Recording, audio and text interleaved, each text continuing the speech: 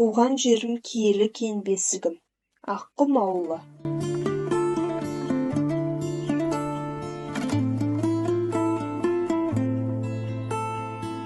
Ауылдық округ 2001 жылы құрылған. Ауылдың бұрынғы атауы Қызылмақташ деп аталған. Аққұм ауылының әкімі Ошақбаев Болатбай. Жер көлемі 42.685 гектар. Халық саны 1452. Ауыл жан тыныштығының отаны. Әрбір ауылда туған адам ауылдың қандай кереметтігін түсінетіні сөзсіз. Ауыл туралы жазып та, күй қылып шертіп те жеткізе алмайсың.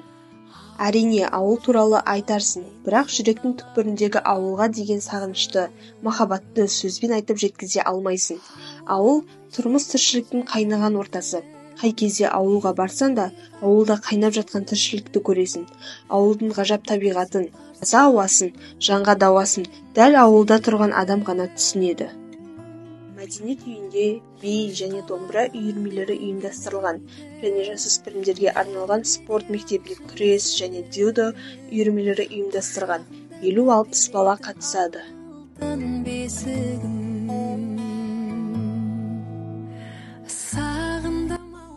Сымбат балабақшасы.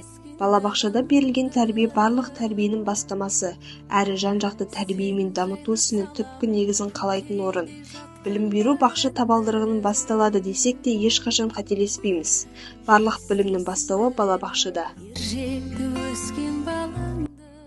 Аурухана.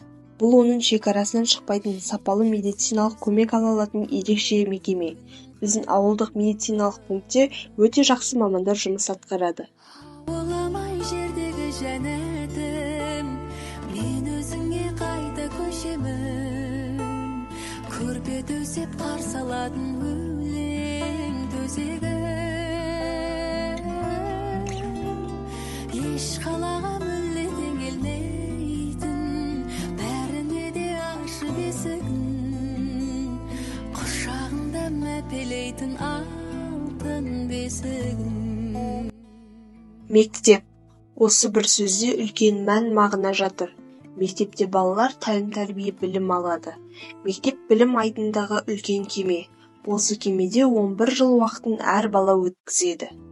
1939 жылы Аққұм бастауыш мектебі құрылды. Алғашқы мұғалімдері Исаев Мұса, Медеуов Сәкен болған. 1993 жылы Аққұм орта мектебінен Барбал Тоқтоғожаұлы есімі берілді. Қазіргі директоры Батаев Руслан Қарсанович.